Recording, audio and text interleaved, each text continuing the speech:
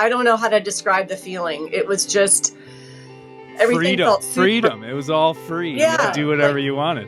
But I just feel like I've been chasing that feeling ever since we left. I can't wait to get back to that place because it's a pretty magical place to be. Welcome to the Passages from the Heart podcast, a podcast made by an everyday sailor for everyday sailors. We talk everything from day sailing to racing to cruising to camping out on your boat and everything in between. It's time now to raise the sails. Greetings, sailors, and welcome to the Passages from the Heart podcast. I am so excited to share today's episode with you, in which the first mate and I sit down and have a little chat and debriefing with Jerome Rand of Sailing into Oblivion.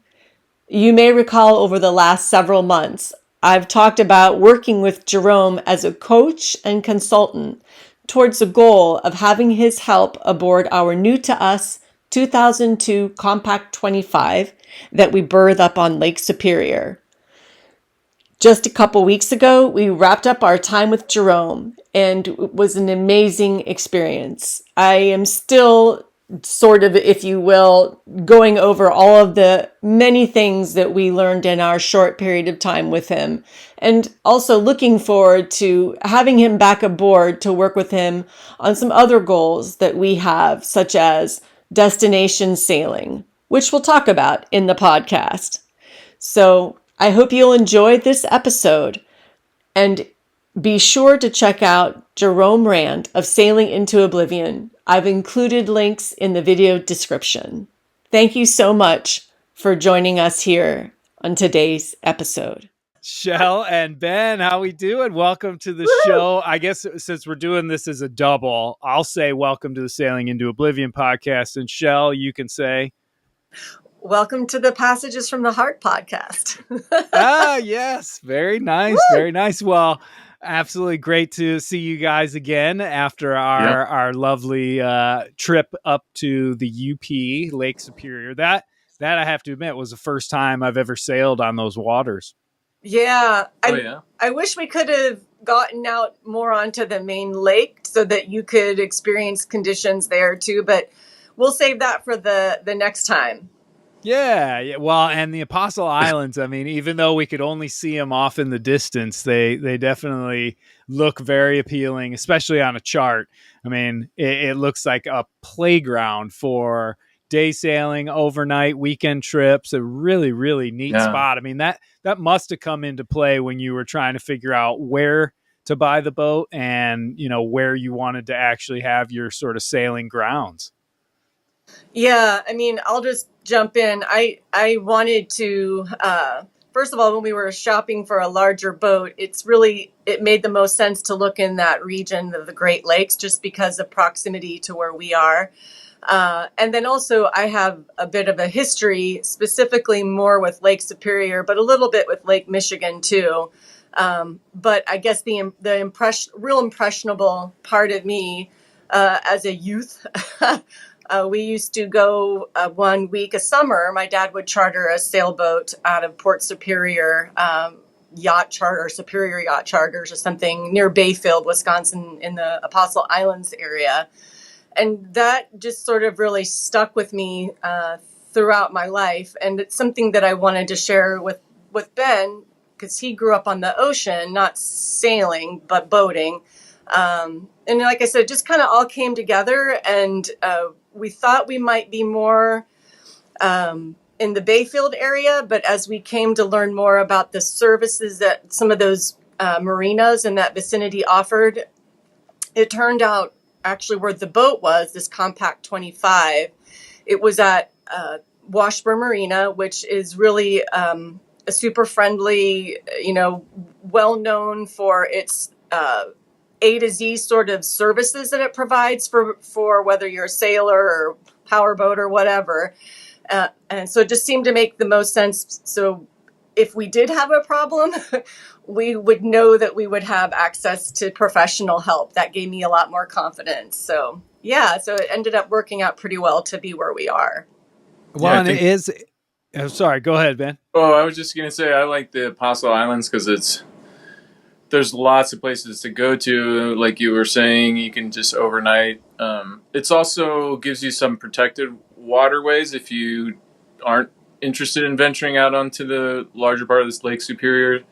So it can be a place where you can just hang out and sail, and it's great sailing and lots of places to go. Or you can venture out in Lake Superior and go across multiple Great Lakes if you want. Yeah. Yeah, you kind of have your choice. I mean, and that bay was such a great spot. I mean, you know, that last day that we're sailing, the winds are blowing 18, 20 knots out of the northeast. And, you know, if we didn't have that big protection of Long Island, which basically kind of cuts the chop out of that bay, I mean, it would have been really rough in there. It would have been probably like, I don't know if we can actually go out, but we were able to sail all around that area.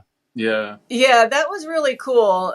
And I didn't really have a good sense of like starting out in that area. I felt, you know, by car, of course, to get up further north to where closer to the Apostles, like Madeline Island and Basswood and the town of Bayfield itself. You know, it seems you just hop in the car and you're there in 10 minutes. But it was interesting because it gave me this total appreciation for, you know, like destination sailing, which I've really never done that except as a young person when I was with my family and we chartered, because, you know, then it was like, okay, we're leaving from Bayfield and we're sailing to Isle Royale, you know, or we're sailing to Raspberry Island or Stockton Island or wherever. But, you know, where we sail currently before this boat and is just day sailing type of stuff. So even though we didn't necessarily with you even go like to a specific place and, you know, anchor out or, you know, tie off the dock lines up at Bayfield or wherever, it did give me a real appreciation for, you know, we're not just talking about a straight line from A to Z. We have to be really mindful of, like you were saying, the contours of the bottom of the lake in the area or the bay where we were, because, you know, maybe it's a little too shallow there. And so in fact, that did kind of freak me out a little bit because the channel was really close to the shoreline, it seemed like, when we were sailing towards Long Island. And I really was relying on you to like give me that confidence of like, it's okay, we're not going to hit anything. Because it is, you know, it's a little intimidating, right? When you've never really done it and there's hidden obstacles underneath us. And there's a whole new level of appreciation for, like I said, for destination sailing, so that when we do decide, okay, now we're ready to actually go further, you know, I have a greater sense of, you know, how fast we can get there with varying wind conditions, because we got to see a lot of that with our boat with you know, how fast you could go in lighter winds, with the sail trimming that we could do to adjust our speed, or, you know, that it was just, there's so much, really. Yeah. Well, and I mean, that was where really trying to connect the dots between what you're seeing on the charts or the navigation, that little Garmin that we were using, and Navionics, I guess. I mean, we had a bunch of different forms of seeing where we were, but it's really trying to connect the dots into what we're seeing in the real world. And that usually comes with time. You know, the more day sailing and stuff that you guys do in that bay will really up the comfort level, where, you know, the idea of going across. Ben, what was the name of the town straight across from Washburn? Oh, Ashland?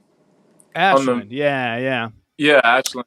Yeah, that was at the bottom of the bay, across it at the bottom, yeah. Right. And where that, we almost by the lighthouse, yeah. I remember it for the gigantic margarita on the last night, for sure. That was a great dinner. Shout out to that Mexican restaurant. That was fantastic. And it was the fastest service I think I've ever had in my life. Yeah. I can't remember the name of it, but yeah, it was real. I think El Taqueria or something. But yeah, it was something really good. Like that. But yeah, I mean, as you kind of explore those areas and you get more and more accustomed to them, then all of a sudden you kind of start to realize, oh, okay, so there's that one area we got to look for over here, but we're all good. Yeah. You know, Ben, you kept talking about, you know, we're good all the way down to the bottom of this bay. And, you know, it's kind of testing those boundaries and getting out there without touching the bottom, obviously. But that, I think, will make the experience up there a whole lot more fun going forward, because you'll feel like, you know, you don't have this kind of hemmed in little area. You've got the entire bay for when it's a little too rough to go to the islands. But then, you know, when it is perfect, you can just scoot right out there and you can go closer to the cliffs and you can get those visuals and all that. Yeah, for sure. It'll all come I with definitely, time. Yeah, I think, you know, looking forward to the next time we go up, I think I have definitely a lot more confidence about where we can go safely. And I think, like what you were saying about the navionics, I think that will be that will probably be, I think, for us, maybe the more go-to sort of tool, because that Garmin, as nice as it is to have it, it's after the tiller. And so, like you were kind of saying, it's a little wonky having to look behind you to see what's going on there. I mean, if someone's at the helm, then the other person can check it out. But for a single-hander, which actually the guy we bought the boat from, he was a single-hander. So I don't know how he dealt with it, I guess, somehow. Or maybe he did have an iPad or something to do navionics. I don't know. But yeah, I'm not sure. I've never seen a screen mounted, you know, right behind the tiller on a boat like that. I mean, it was very difficult to really, because, you know, not only are you having to look backwards and down, so you can't keep your eyes anywhere close to forward where you should be looking. It kind of discombobulated you a little bit, because you look and you're looking backwards and the screen is facing aft, but you're going forward and all that sort of stuff. So yeah, definitely might want to rethink that one. And I think you're on the right path with like navionics on an iPad. Those are so easy to mount, and you don't need to have those big arms and all those things that, you know, are sometimes helpful, like to hold a navigation screen, but then, you know, they're not all that aesthetically pleasing down below and all that sort of stuff. Right. Yeah, for sure. But that's all, you know, in the future, all the custom modifications and stuff. I really have to say, though, the sails were amazing. That was so nice to have that brand new set and to be there when we broke them in. Yeah, I have to say, like, that feeling, at least for me, I don't know about for Ben, but that feeling of just, it felt, I don't want to use the word effortless to find this spot, you know, and again, we weren't destination sailing totally. That last day was when we had more wind to really fill the sails, but it was more like we could, you know, just kind of sail with where the wind was coming from, and really just, I don't know how to describe the feeling. It was just, everything felt freedom. It was all free. You could do whatever you wanted. And just super balanced, you know. I didn't really perceive any weather helm or just everything just felt like just this you keep coming to this words, the sweet spot kind of sort of thing. But I just feel like I've been chasing that feeling ever since we left. I can't wait to get back to that place, because it's a pretty magical place to be. It really is. Yeah, I think with the new sails, I mean, some of the sailing we've done up there last year, when we were on different other people's boats, and I don't know, the new sails, they just seem to power the boat so smoothly. Like, they just really, it was really great.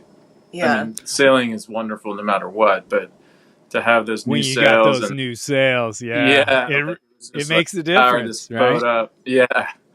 Yeah, it was different and the fact that all the telltales are there, and so you can really trim the sails well, and you know, they're just that they were. I mean, I'm with you, Ben. Those things were powering that boat really, really efficiently, and it was nice for our purposes as well, because we could then, reef down the mainsail and roll in some of the jib and see how that affected things. And Yeah. I'm glad we were able to do a lot of different dynamic sailing and kind of Yeah. messing with that. And I think the new sails really helped with that, because you can visualize all the things.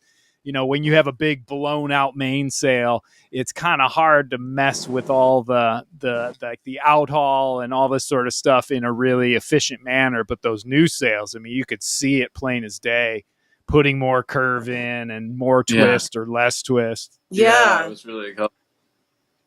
And it was nice because we had different wind conditions all those 3 days, from light winds to, the last day when it was blowing pretty good.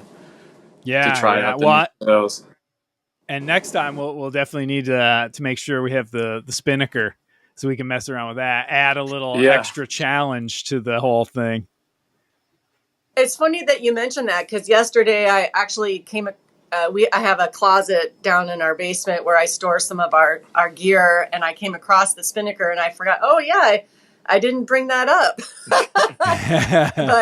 but like we probably wouldn't have gotten to it anyway. But yeah, no, that's something I definitely want to learn how to fly that, because I think it's an asymmetrical. I don't think it's a symmetrical, but I'd have to take it out and re-examine it. But yeah, that's a whole nother level or animal, if you will, of sailing that. We haven't done that on our smaller boats either.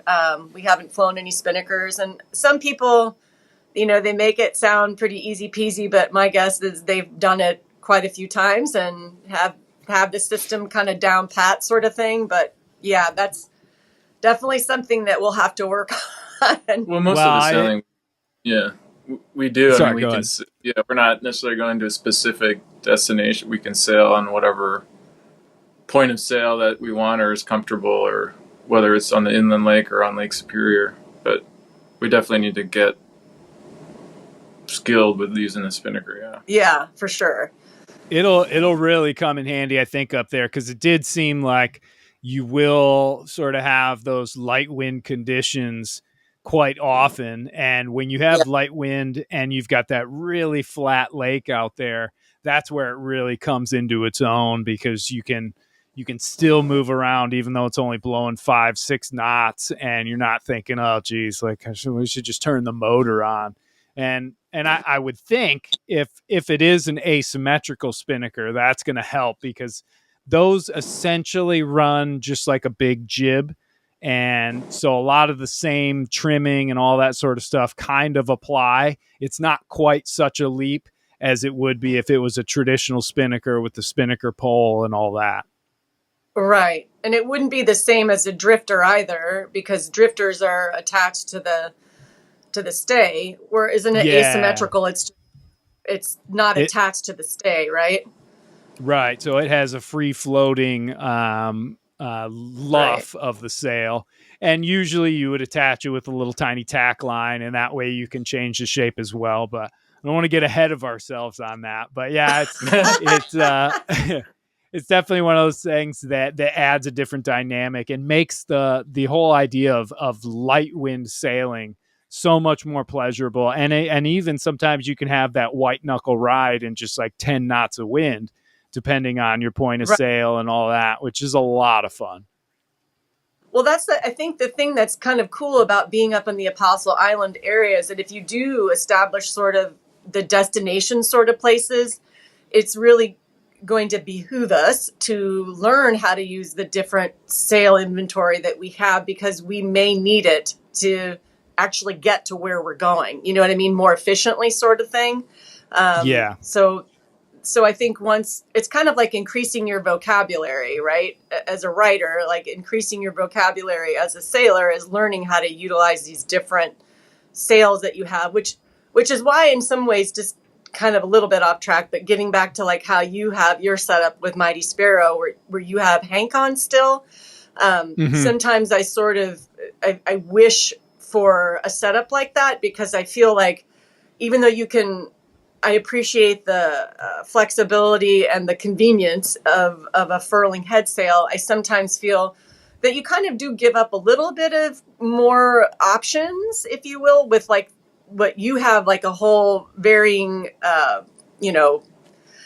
different head sails, shapes and sizes. Yeah. Yeah. And then even like with the cutter rig, that's something else that I've been kind of thinking about too, is, when we were initially looking for a boat, we wanted to get a cutter rig because, again, it's like I read so much about how people talk about the versatility of a rig like that. And I even wanted to convert our boat to that. But the people at the marina that I talked to, they're like, no, you shouldn't. Yeah, just leave it. And I get it. It wasn't designed for that. But again, I guess what I'm trying to get back to is, like, if you do have a destination in mind, it's just, I don't know. It's nice to have, I would think, to have all the different sails, because they're each meant for a certain thing, a certain type of sailing under certain conditions, certain directional or points of sail, like Ben was saying. But we don't really have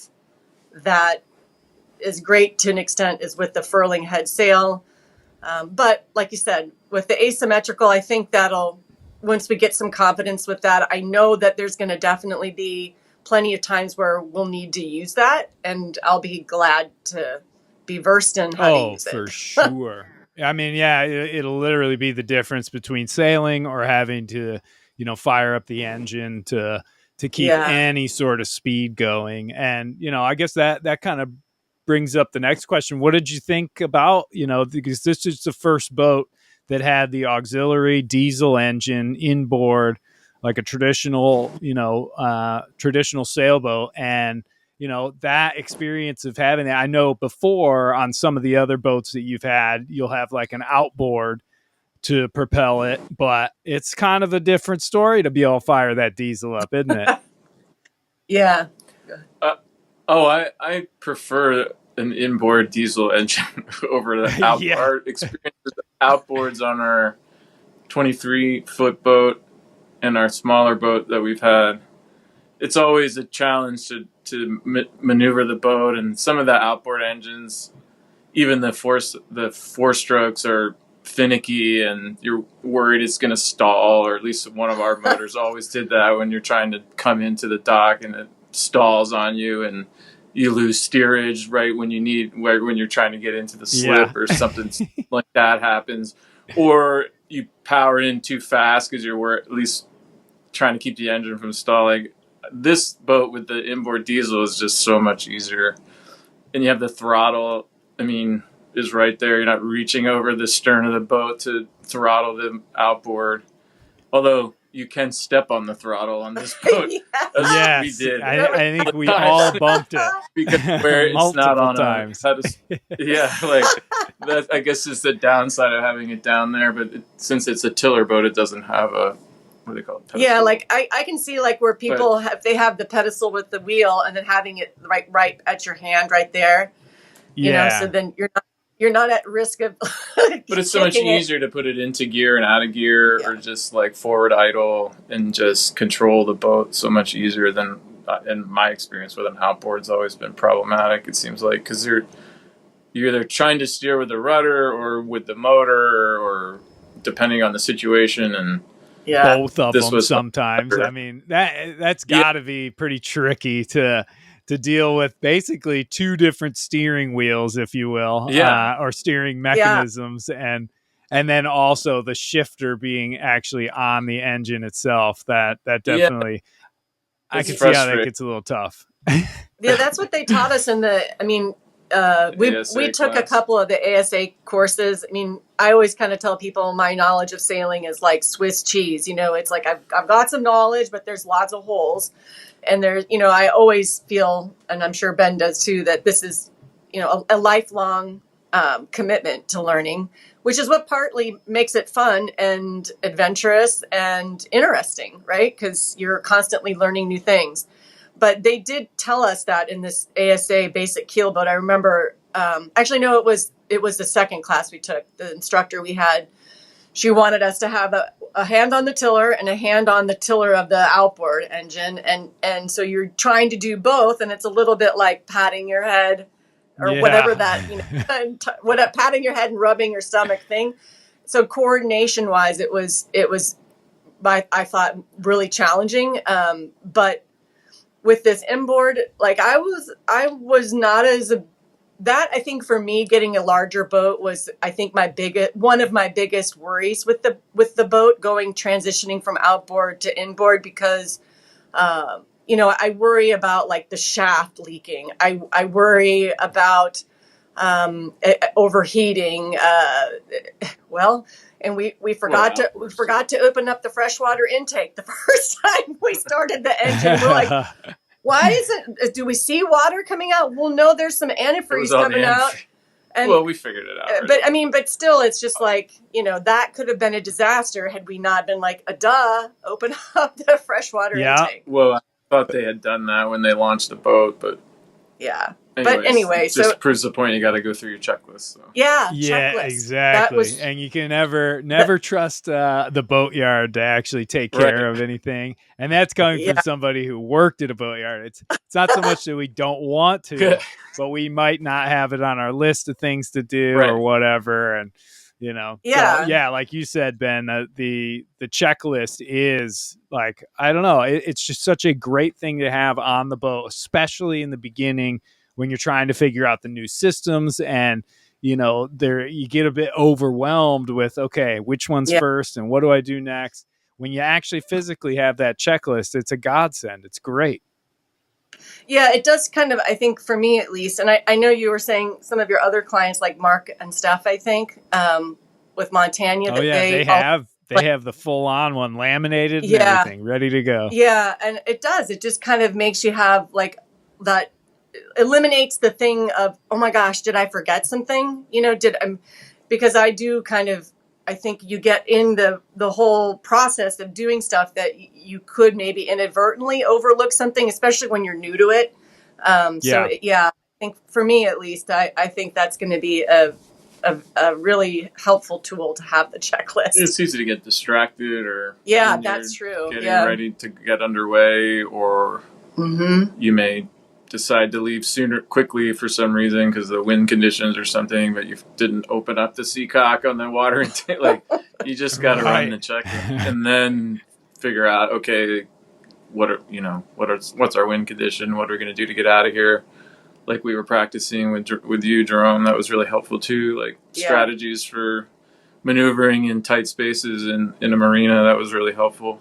Yeah. You were doing the 720 and all those tight space maneuverings was really helpful. Oh yeah, that's a big one on my list because like I said, I've definitely sailed with a few people who the whole time they're out, you can tell, even though you're out sailing miles away from the marina, there's a little part of them that is always just thinking about what might happen when they pull the boat back into the dock. And it's like, we got to make sure that one is sort of nixed and we're feeling confident, or at least we have the steps we know we're going to take to make it the best possible docking with the least amount of chaos. And, if we get that down, I've always felt like that's a major focus point. And because it's also a stress point, and it's a point that causes a lot of worry and kind of anxiety, because it's where the vast majority of damage happens when it comes to boats. It's in the marina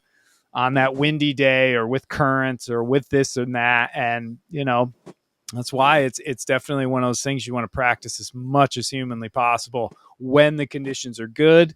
And then you get that down, you move to the next level on a windier day, and you just keep going and going. I mean, nobody's got it perfect.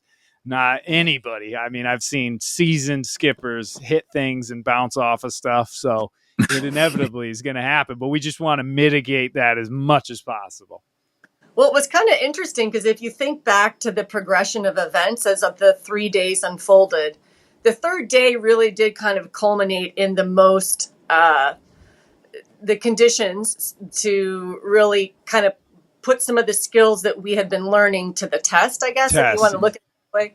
Like one of the things that sticks out in my mind is, so when we were coming back in from sailing and I was at the helm and Jerome, you and Ben were working on taking the sails, putting the sails, buttoning them up and whatnot. And I remember you were telling me to keep the stern, we had the stern facing, like going into the channel of the to get into the marina. And Yeah. you kept telling me to like point towards that or, head towards that. And so it was really good because with the way the wind was blowing, which I think we would have been kind of into the wind at that point, maybe. I'm trying to remember.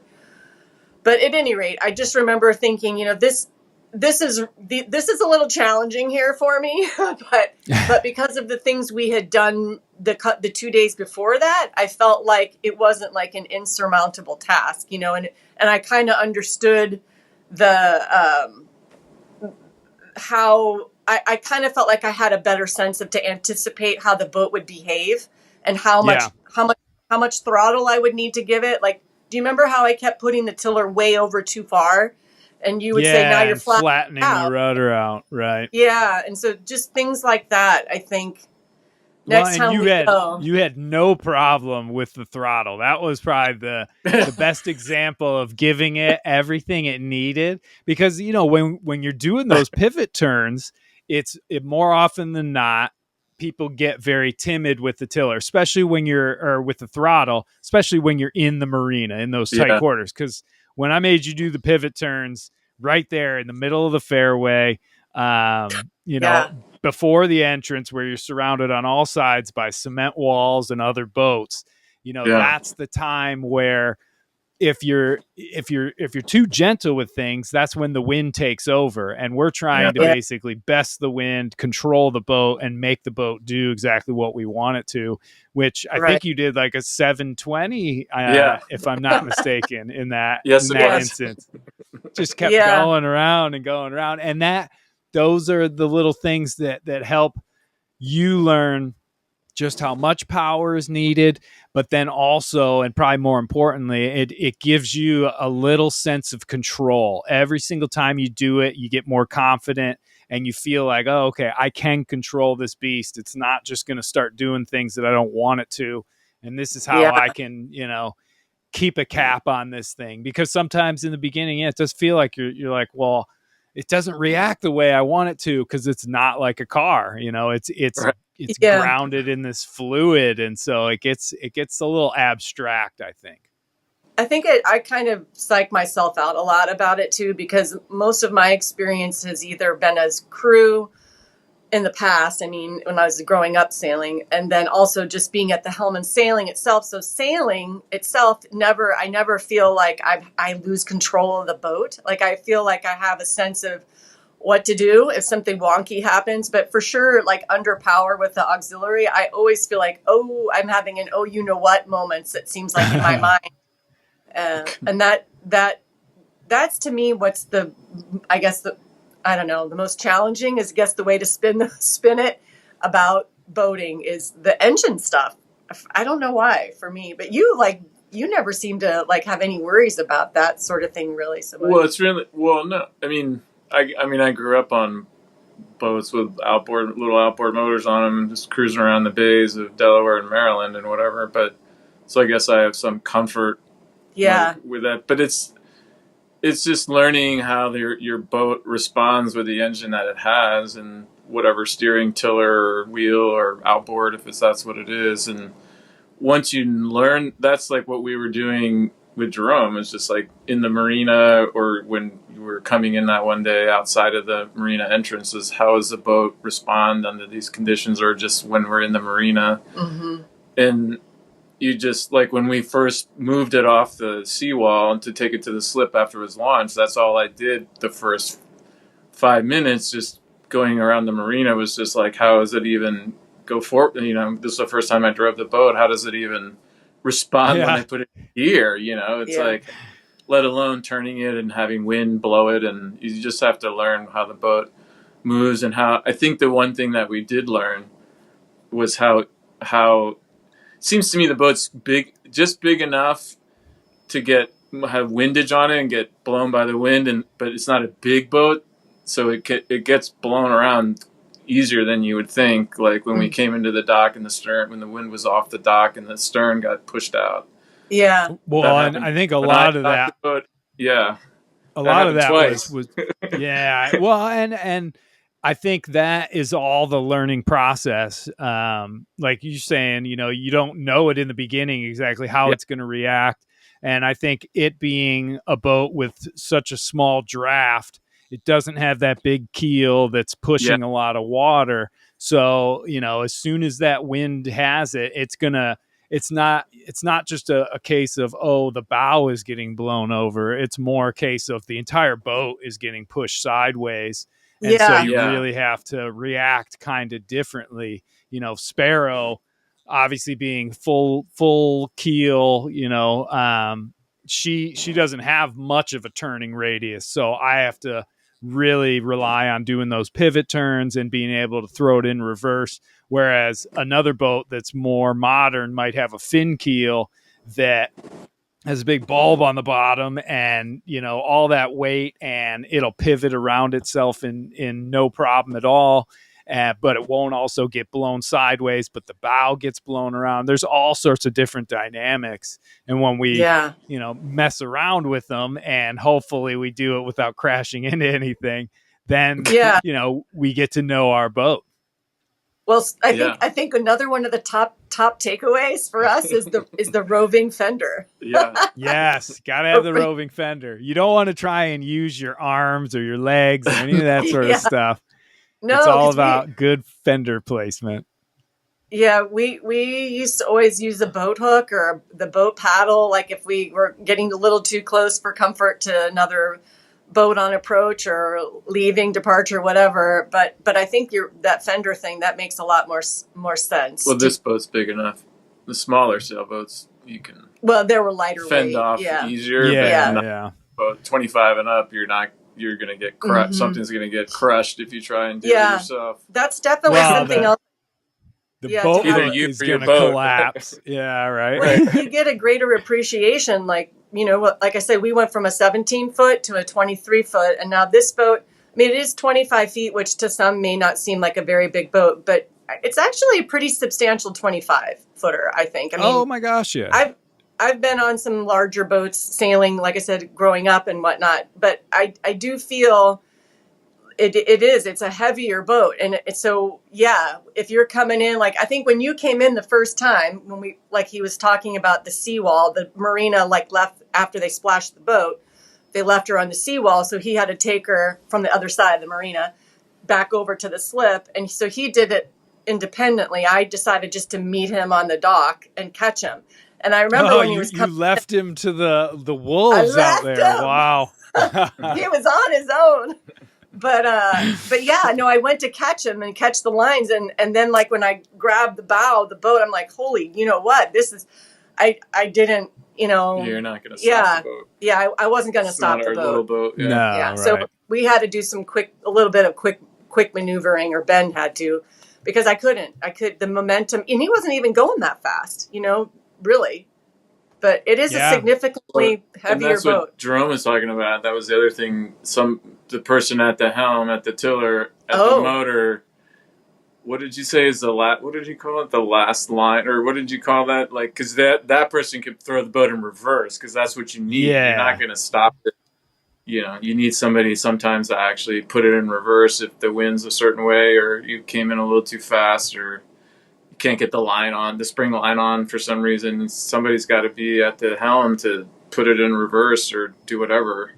And not to leave that spot to do something is a mistake. Never sometimes. Leave that spot. The person on the helm, they're the ones it's not just the fact that they become like the auxiliary line in a way, like they become a spring line by putting in reverse or forward, whatever needs to happen.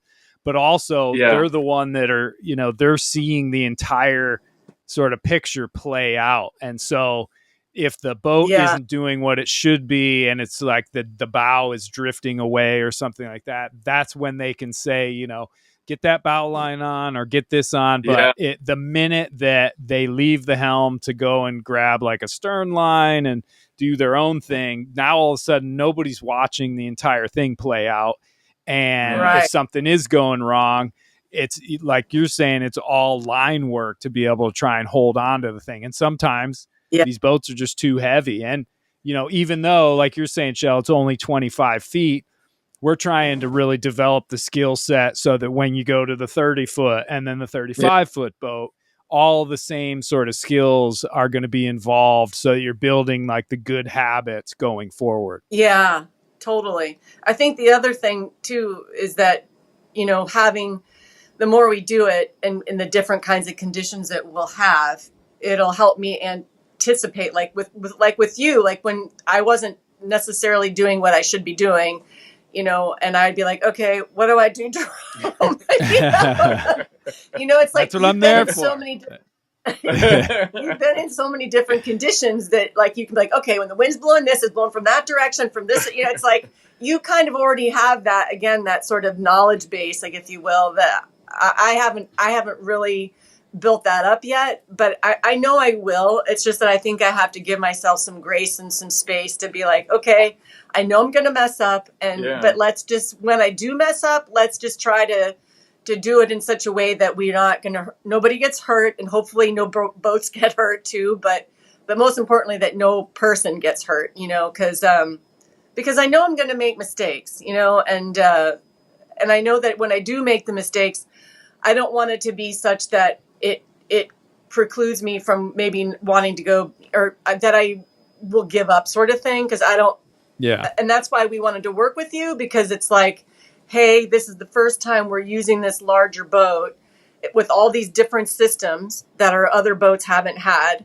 And like you were saying, to kind of help sort of reduce that learning curve, or to not make it feel, it's like kind of having support when you're trudging up the hill, learning all these new things. And you're kind of like right there, kind of helping us hold our hand, whatever you want to call it, but not really hand holding, because you were more, I feel like, watching and observing and guiding, not telling, but guiding, and then, asking us questions. Well, what if you did do it that way? What would probably happen? And making us really think about what it was that we were doing, rather than just being like, do this, do that. That sort of thing. It's a fine line I have to walk out there for sure. Yeah, I thought you were great doing that. Like, you let us sort of try and figure stuff out, or make this, do something stupid, or not stupid, but like learn a little bit of discovery mode. Yeah, like if I know that, if it's going to go wrong, but it's not going to be an issue, but it's going to be a good learning sort of experiment, then I'll let certain things go, and then we see, and then we figure out why. Because that's, I find, how people really ingrain those lessons in deep. Because the worst thing an instructor can do is just demonstrate, and be like, all right, you got it. Because everybody's going to give you a thumbs up and be like, yeah, I got it. But they don't. And until you're actually doing it and also screwing it up, that's where, the big lessons get learned. But I think it was also really good to, like, you have so much experience, like you could analyze the situation more rapidly than we could. Like when we had that difficult docking the last day. And I lost the line on the bow, or I lost the line on the bow. It came off, and I almost hit the boat. And the boat was getting blown to the boat next, and like we were able to back out. And you did the right thing, or you're just like, we're gonna go back out, go all the way back out, come all the way back. You're like, see you, Ben. We're gonna come back. We're going out and coming back in. Because that was the right thing to do. We took our time. You just have to like reset and not try and reset. You can't try and fix something on the fly. You just have to say, okay, we're aborting this, and we got to start over. And or do they call that a mulligan or something? Like when you do it over? Yeah. Well, it's like taking a mulligan. Or takeoff. That would be a good boat name, by the way. A mulligan, right. Mulligan. A good second boat name. Right. Well, and it was after we bailed on that one, we went and tied off for a while. We practiced a different one, but moreover, we took plenty of time. And that is a common mistake that you see sometimes, more in like a mooring field, where somebody goes and tries to catch a mooring and they just miss it. And then they like power and do all this stuff to try and get right back to that ball, when the best thing is to just completely reset, go get a few boat lengths away, recalibrate everything, reset, and then come right back in and do it the right way, knowing, what happened or what caused the, miss of the mooring buoy. And so often people, I don't know what it is, but they just want to get back to it as soon as possible, and they never give themselves enough room to just go. And then they end up blowing the mooring like 2, 3, maybe 4 times. And then finally they'll go and do the big loop around, and it's like, okay, cool, we got it. Well, if you remember too, when we did back out and just do it over, and then we saw there was another boat coming in, right? Another big sailboat that was coming in. So then it gave us an opportunity to practice some other things, like, okay, emergency tie off on the seawall, and I brought the boat up alongside. I did that. I never had done that before either. And I know it may not sound like a big deal, but you know what? These are all little things that are all part of doing what you're doing that you need to know how to do. Was that because the boat was too big? You guys couldn't well, past it, or you just got out of its way? I think in my mind, I was just like not wanting to add another layer of complication to the matter, whereas like in evaluating the situation, it was like, okay, we could try to go out while they're coming in, but the seawall's right up there, probably would make more sense. And I think, Jerome, it was your suggestion that we try it too. But why not just do that? Let them come in, and then we can figure out plan B, or, the next steps from there, sort of thing.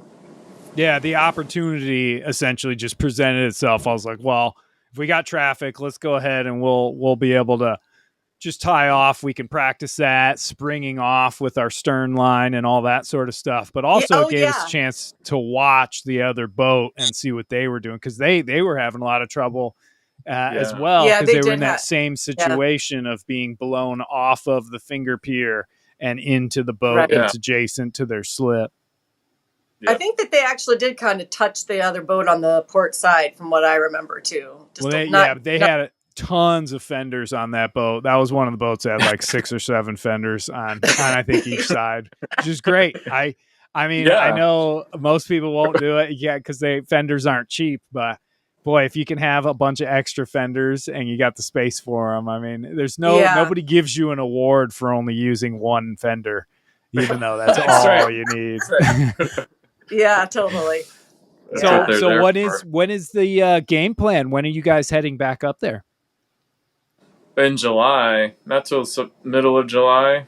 Yeah. When I get time off. Yeah, so kind of a long hiatus, but then after that, we're going up more frequently for the rest of the summer. And into the fall. And then plus into October, we have the other boat still. We have our Com-Pac 23 also still, that's at the little inland lake here. It's not super little. It's 11 miles long by a mile wide, and there's all sorts of coves and things. So, there's certainly opportunity for us to practice what we did, although it is an outboard, so it is a little going to be different. But still, that's its own set of skills too, right? With docking that boat with that sort of an auxiliary engine. So, yeah, I'm looking forward to getting back out and, like I said, chasing the sweet spot again. Although we don't have brand new sails on this boat, but they're decent. But but mostly, I think I feel more confident about trying to practice the docking stuff, because again, that for me, I don't worry about the sailing. I don't worry about the reefing. I don't worry about any of that stuff. That's my I'm good, but when it comes to docking and the engine stuff, I'm like, uh-oh. I think I said it when we were up there. I'm like, we could probably just spend like a half a day or more just docking. Yeah. Nobody wants to do that because they want to go out sailing. Right. But, and that's why people don't have experience docking, because they're just like, I want to go out sailing. And like Jerome was saying, like some people, the docking at the end of the day could ruin the whole day for them. And that's so, if we could have just go out and dock, just putt around the marina and then dock, just keep doing it. Well, you just have this practice like anything. It's just, I got a little bit of I don't know. I didn't feel so badly about how I felt when I talked to one of the captains of the company that we went sailing with last year. we sailed with one of the captains on 3 different occasions, and she was this real nice young woman. And she's fully like, yeah, I mean, it took me probably a good, like, I don't know, 2 months before she said, and she's usually takes a Catalina 36 out. And she's like, yeah, it really probably took me a good 2 months of doing this before I started to feel like I kind of, because, you know, she's doing it like multiple times a day for days, day after day after day, you know? So even with all the practice that she was getting, I mean, it's a bigger boat, but yeah. In certain conditions, like when we came in one time, she was definitely nervous. Yeah. About docking under those wind conditions. It's certainly not something that other people people experience it just like I do. I know I don't know if it's the biggest thing for sailors to work with their engines, like, and have some level of intimidation about that or not. But it seems to me I hear stories from all kinds of people who've been doing it for years that still, like you said earlier, you know, still will have times where it's like, yeah. I think it's helpful, like what Jerome went through this, like what's your like plan B, or like it's sort of like when people are flying, what little flying I've done with a pilot, they're always looking like where they can land or what's gonna, if this happens, the exit strategy. And like if you know what, like if you're in a marina, or like what is my, like what's gonna happen if the engine does cut out, where's the wind gonna blow me? Like if you can start thinking that way, not to be scared or freaked out by it, but just to understand your situation, like that's going to make you more comfortable. Be prepared maybe a bit more. And like not panic about stuff. Like you got to be cool headed when things start to go sideways. Otherwise you're just not going to be prepared to deal with it, and things will get worse potentially. So. Well, and that, you know, that initial like nervousness that I think everybody feels. I know I do as I'm pulling in anywhere. You know, trying to have the right perspective on that. Because in a way, you know, it's some little chemical that's being released into your body, you know, I don't know, adrenaline or whatever. But it's also helping to make you super energized, focused. And, you know, all of a sudden you got like this tunnel vision because you're on edge. All your senses are a little heightened. And so, you know, instead of being like, oh, you know, I don't like this feeling, just own it and be like, all right, here we go. I'm pumping. Here we go. We're going to do this. And you just kind of take it all in. And I don't know. I think if you were 100% super casual and not nervous at all, that's when you can kind of go over the fence into being a bit complacent, and then things can go wrong because you're like, oh, I got this. This is no big deal. And then the next thing you know, you're getting pressed up against another boat because you weren't aware of some little aspect that, you know, if you're a bit nervous, you're a bit more cautious too. Yeah, it's the anxiety, like a moderate amount of anxiety is helpful. Too much is not. Too much too is little not, is not. You want to be in. We don't want to be crippled by it. We want, exactly. Or like what I always use, the force. Like you have the knowledge, you have the energy, you have the skill to do this, and you just have to trust in that and do it. And trust in yourself. That's what I mean. Yeah, that's like the orthopedic surgeon I work with. Like you got to set that fracture, use the force. Like. You can do it. Like, yes. Just do it. Like you have the power to do it. Like, But yeah, definitely. Yeah, I think for sure. And, you know, again, like you're saying, Ben, it is one of those things where you get up there on your next trip, and if you get that no wind day, which I'm sure you probably will, or at least in the morning before the sea breeze kicks in or whatever, that's the time to just be like, you know what? Perfect opportunity. Let's take this and let's dock this boat like 15 times. Then we're going to be that much better, that much more confident. And then the wind picks up and you go out and you do your sailing. And yeah, I mean, it's not the most fun thing to do by any means, but at the same time, the sooner you get to that 100th docking, the better you're going to be. And if you keep putting it off, then it's just going to take longer to get to that comfort and confidence level. So I always try and look at it that way. Is like, well, what are you waiting for? Might as well just dive into this, and then we can get there where I want to be a whole lot sooner. Yeah, I mean, I believe that some of your parting words of wisdom to us were practice, practice, practice. Yes, yeah. Oh, always, always. Well, and that's going to be kind of, I think, the challenge going forward is that there's going to be a gap, and even though you still get to sail on another similar boat, it's getting back out on the bigger Yeah, boat that's really going to be important. But yeah, life is life, and we've got lots of things pulling us in different directions. So hopefully when you guys do get back up there, you have fine weather. Maybe it'll be a bit warmer, even though I know right yeah. now you're in a heat wave. I'm in a heat wave. It is so hot down here. I don't know if you can tell how I was gonna. shiny my forehead is. But, well, I was either that or I turned that. I brought AC with me because I'm in North Carolina. I knew it was going to be warm, and but the AC is super loud. It's just one of those window units, and Oh yeah. although it's really nice to have on board, it's super loud, and I didn't want it to interfere with our audio podcasts here. Oh yeah. Wow. No, it's been brutal like the last few days and super, super windy, like I said. But yeah, I don't like this kind of weather when it's really hot. I like the wind. The wind is cool, but I'm not the heat thing is not for me. Which is why I like Lake Superior a lot too, because it's right. Cool. You picked the right lake if you like that cool weather sort of thing. Yeah. I mean, even on the hottest day, if the wind's blowing off the lake, it's always going to be nice and cool up there. Yeah, for sure. Yeah, it's definitely the weather's. I think it's hot up there now, but most of the time it's distinctly different than here in Iowa. It's usually 5 or 10 degrees cooler. Yeah. Just in general, yeah. let alone the lake. If you're out on the water. Oh, I would think so. Yeah. Jeez Louise. I mean, and when we were up there, it was pretty much either overcast or smoky and hazy. Yeah. And so I never got to see kind of the real grandeur of being on that lake, but I can only assume when the sun is blaring and it's just beautiful crystalline waters. And from some of the videos around those Apostle Islands, it did look really amazing. I'm jealous that you guys are going to be able to go mess around in their area. Well, it's beautiful. I think we definitely would love, if you're willing, to love to have you come back for to do another session, and we can work on some of the things that I feel like I don't know how with the navionics.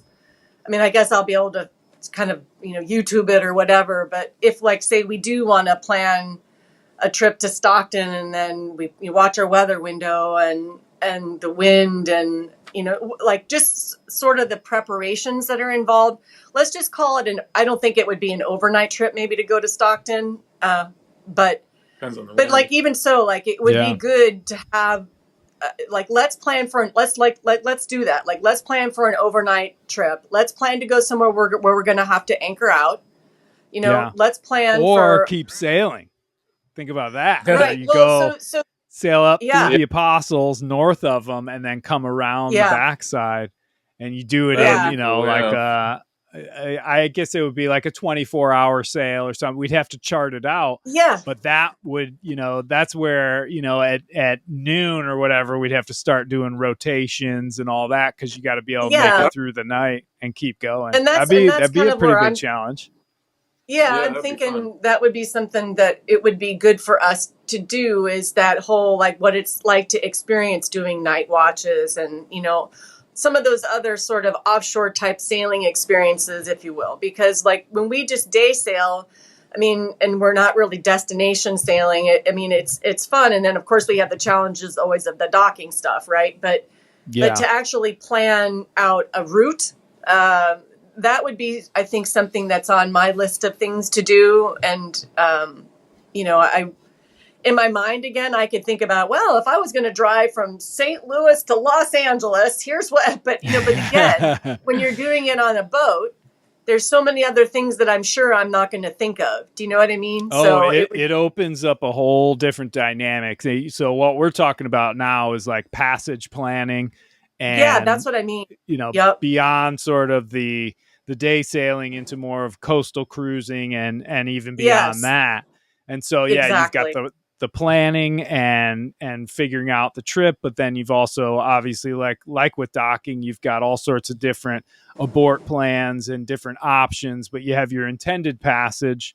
Then you have to figure out provisioning, fuel, weather forecasting. Everything's just taken up to the next level. And the nice part about it when you do that is that because you're out there 24 hours a day, you're gaining a whole lot of knowledge. It's like a crash course because you're out there and you're doing it. Even though you go off watch and you sleep for a little while, you're still, you're going to sail, you're going to be in the cockpit and sailing the boat more hours than you would if you're doing like a 3 or 4 days of daily, just going out in the morning, coming back in the afternoon. And so the learning curve is pretty steep. Like it'll get you to a point where you're like, okay, I'm feeling good. Get me off of this boat. I'm ready. Well, and and the other thing that now that you've seen our boat and you kind of know how she's outfitted, it's like, I think that sort of plays into how the planning might go possibly. I mean, it is a small, like, I will tell you, I'm just going to be fully honest. I'm already looking at bigger boats. I mean, I love our boat. It is, I think she's a great boat, but to be fair, we were looking originally for like a 30 foot to 34 foot boat. Yeah. But we didn't find anything. Yeah, well, we did. We made an offer on that Toshiba 31, which I love, that Bob Perry design, but it didn't work out. But not to knock this boat, because she's, I think, a really nice little boat, right? She does allow some of those big boat sort of features to come into play and get some experience. But I could already see now that that was our third trip up this year, because we went in April to work on her, we went in May to work on her, and then the boat was splashed and we did some work, and then you came. We wanted to be ready for you. And now we did all this with you, and I can kind of start to see some of the things now that I couldn't, because I was like looking at the tree last fall and I didn't really see the forest. I fully sort of admit that a little. And so like even things like I know you said there's a ton of storage under the bunks and all that, which that's cool. But I'm like, I want to have like some, I want to be able to put some of my provisions in a place that's not like I'm like rooting through every, under the bunks. Well, that's, do you know what I mean? Boats are always like that, though. I mean, it is tough. Even on Sparrow, the idea of if I want one thing, I have to move 10 things out of the way. It's just how it goes. And I don't think any boat size, because the bigger the boat, the more stuff you have to have on it. Yeah, that's it just kind of keeps getting bigger and bigger. But I think thinking within reason. Yeah, within reason, like exactly. I just kind of feel like there would be like, I don't know, it's hard to describe, but I don't know. I just already am kind of thinking down the line, like what sort of, based upon what's happened so far and what we've been working with, I can kind of think in my mind about, well, that might be nice to have that next time around, or if it was set up that way next time around. But I think the boat is a great stepping stone, or like you were saying. I was going to say that. Big boat features, like we're learning all the skills that you need for bigger boats. If you went a big jump up, it could be potentially, too intimidating for some people, and then you won't want to like do anything. Like you'll just sit on it and sleep on it or whatever, and push yourself to sail it and learn to maneuver it and all the things we were doing. Yeah. Jerome. Well, and one of the nice parts is that Shell, I mean, I don't want to put you on the spot and say how many boats have you owned, but like you are experienced in the idea of like owning a boat and then selling a boat and then getting another one. And so it's not really out of your wheelhouse, but like you're saying, Ben, I think it really is. It's a great boat to learn this new set of skills where, you might bounce off a few things. You might do a little, I don't want to say damage, but like you're going to learn. And sometimes you're going to learn pretty hard lessons with this boat, which you may not want to learn with the next boat, so to speak, if that makes any sense, where, you can get away with a bit more on this one and then refine the skills so that when you do jump up to that dream boat of yours, that perfect size and all that, if there is such a thing, then Right. you're gonna be that much better prepared. So I guess what I mean by that is just use this opportunity to grow and to gain that confidence for going forward, and have fun. Yeah. Have fun while you're doing it. That's the big thing. Yeah, that's the most important thing. It was also a good step for us too, because we've had two other kinds of Com-Pac boats before, and so there was a level, or there is, I should say, a level of familiarity in some ways with how the boats are, just how they're designed and everything. So again, like for us to have gone from our Com-Pac 23 to the Toshiba 31, it would have been like, whoa. Yeah. Even though I was so totally enamored by that boat, and totally could like envision being on that boat. It's I just think back to like, geez, the learning curve that we have now. But then, can you imagine if it was, on this that Toshiba much 31? More. Yeah. Yeah. So going from this 23 Com-Pac 23 to the Com-Pac 25, again, I really feel, I don't want to use the word logical, because that's not really what we were thinking when we were looking for a boat. Like, oh, let's make the logical decision. Most of the time when you're buying boats, a lot of people are buying from the heart, like what feels right, and also what, you want to do out in the future, sort of a thing too, of course. But it is, for me, it's always kind of, I will just be fully honest. It is a little bit of, it's a lot of an emotional thing for me. I feel a real strong emotional connection with the boats that we have. And so anyway, but yeah, I think you guys are absolutely right. And I need to not look a gift horse in the mouth, for sure. Well, it's what works for you now. Like sure, you don't want to get something that's you can't grow into to some extent, but you don't need to get something that's overboard. Like, it's like people have in our culture, people have like a baby, like a family has their first baby, and the baby's tiny little baby, and they go out and buy a 7-row SUV, thinking they need like all this space for this little baby, when they're not going to need that probably ever, or maybe when the kids are older. But it's like, you don't want to go overboard either and get something that's totally unnecessary and more expensive to keep, maintain. Bigger boats cost more money for everything, to put it in the slip and all that. So maintaining them. This boat is sort of like it's a good middle ground, I think. Yeah, it's like it works for what we're doing. And we also didn't know, and still don't know, how often we can get up there, because it's an 8-hour trip and I only get so much time off. So we didn't want to buy a boat that's going to be more costly, and we don't have the time to put into its maintenance or whatever. Whether just to enjoy it. Well, that too. I'm just saying, bigger boats can be more work and more expense, for sure, more expense. So we're in a trial period. Is this going to work for us? Go the up litmus there, test, or there you go. or not? Well, we're going to be able to get up there where we feel like it's worth it. You don't want to jump in too soon, so that's definitely a good thing to think of. Don't you think? A lot of people that you see online, though, that are doing the sailing thing, a lot of them do just dive right in, like not really. Well, any for the first boat, yeah. And I think a lot of that is, I don't want to say ignorance, but basically people will buy their first boat and they'll buy what they can or what comes along, or there's a myriad of different reasons. But moreover, if they haven't ever been on a boat before, or their sailing experience is very small and it's their first boat, they just kind of jump in not knowing exactly what the pitfalls, what the pros and what the cons are.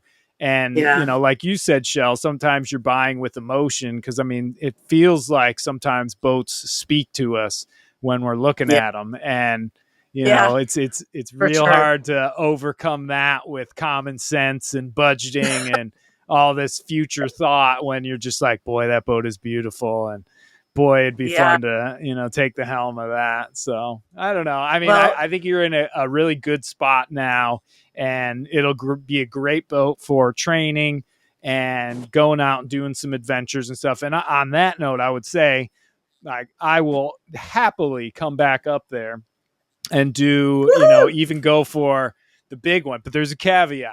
You have to get out there and do your own adventures first, so that when we go to do like an overnight sail and stuff like that, it's not, we're not just jumping into the next thing. You guys have gained a bunch of experience on your end, so that, we're moving forward. Some of the people I've worked with in the past, they go and do a bunch of passages and small hops, and then, cruising through the Bahamas and stuff. And then once they've done that, that's when we'll level up and do like the offshore trip and stuff. And that seems to work out pretty well, because it kind of gives you a little extra kick in the butt, if you will, to get out there and kind of push the envelope, so to speak. Yeah, for sure. Yeah, we had to get past the end of Long Island because we couldn't do that. That was the wind's fault. It just would not give up. Let us get past there. We're like, we were right there. All right, guys. Well, we're well past an hour now, and I got to turn that AC back on before I overheat. But thank you so much for not only coming on the show and inviting me on your show, Shell, but also for having me up there, and the dinners and the great sailing. That was a lot of fun, and it was great to get to know you guys even better. Yeah, and our deepest thanks to you, and it's just been amazing to work with you. And we can't wait for the next time around, and just all the gratitude we feel. I know it's just, thank you so much for all you did for us. Yeah, it was a good time. Thanks for being who you are. My pleasure. Thanks for having us on the show to share our experiences too. I really appreciate that. Yeah. My pleasure, for sure. All right, guys. Well, I look forward to hearing about your adventures, and we'll talk again. Yeah. I hope you enjoyed this episode featuring Jerome Rand of Sailing into Oblivion, as well as the first mate and I, as we talked about our recent adventures aboard our new to us 2002 Com-Pac 25, berthed up on Lake Superior. We look forward to many new adventures to come in the future, and look forward to sharing what we learn with you. And don't forget to come raft up with me on my website at passagesfromtheheart.wordpress.com, where I blog not only about sailing, but other life happenings. Until next time, fair winds.